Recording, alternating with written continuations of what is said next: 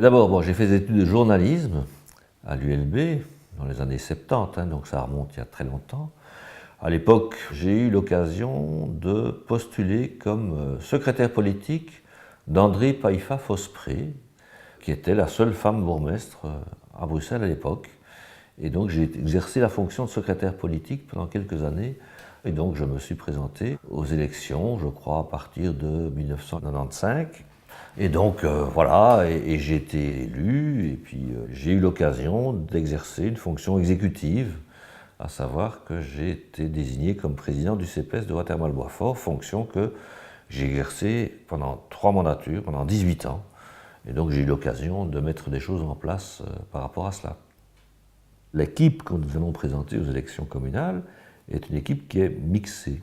Des gens qui ont une expertise de gestion, qui peuvent apporter leur savoir-faire, leur expérience, leur expertise, mais surtout porteuses d'une nouvelle génération qui en veut, qui a des idées nouvelles et qui apporte aussi un changement parce que la société évolue et qu'il n'y a pas de raison que Boisfort n'évolue pas. Défi, FDF à l'époque est un parti pluraliste. C'est un parti qui a représenté une alternative au parti traditionnel. C'était une manière, et ça l'est toujours, je le crois, après 50 ans d'existence, une manière différente de faire de la politique, essentiellement progressiste, laïque.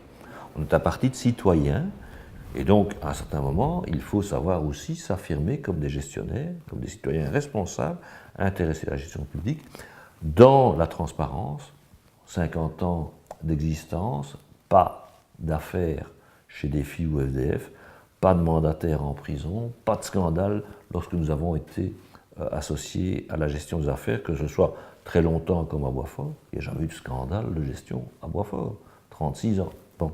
Et donc, je crois que nous avons une expertise par rapport à la gestion des choses. Nous connaissons bien cette commune. Nous l'aimons, nous ne la voyons pas comme un enjeu purement électoral.